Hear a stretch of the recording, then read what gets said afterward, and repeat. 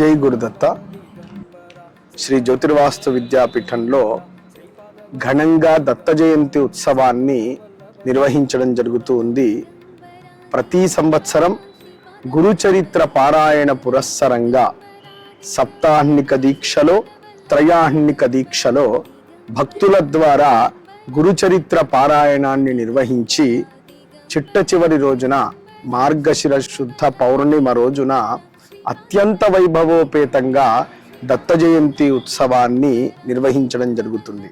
దత్త సాంప్రదాయంలో నిరంతరం తరిస్తూ ఉన్నటువంటి విద్యాపీఠం, నిరంతర దిగంబర నామస్మరణ చేత తరిస్తూ ఉన్నటువంటి విద్యాపీఠంలో స్వామివారి యొక్క ప్రత్యక్షమైనటువంటి స్వరూపం ఝోలే. ఝోలే రూపంలో స్వామివారు నిరంతరం ఇక్కడ అర్చింపబడుతూ ఉంటారు. ఆ ఝోలెలో ఉన్నటువంటి పాదుకలను దత్త జయంతి రోజు ప్రత్యక్షంగా బయటకి తీసి అర్చన చేసి అభిషేకం చేసి, ఎవరైతే దీక్షలో ఉంటారో వాళ్ళందరూ కూడా అభిషేకం చేసేటువంటి ఒక సువర్ణ అవకాశాన్ని విద్యాపీఠం కల్పన చేస్తూ ఉంది.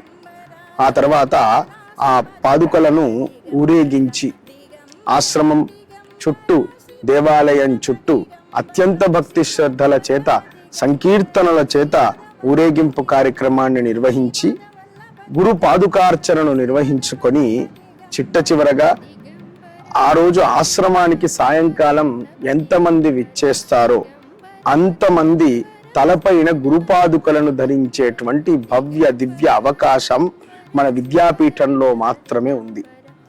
దత్తుని యొక్క పాదుకలను సేవిస్తే పునర్జన్మ రాహిత్య స్థితిని మనం పొందుతాం. ప్రతి ఒక్కరిని కూడా ఆహ్వానిస్తూ, ఆశీర్వదిస్తూ అవధూత చింతన శ్రీ గురుదేవ దత్త.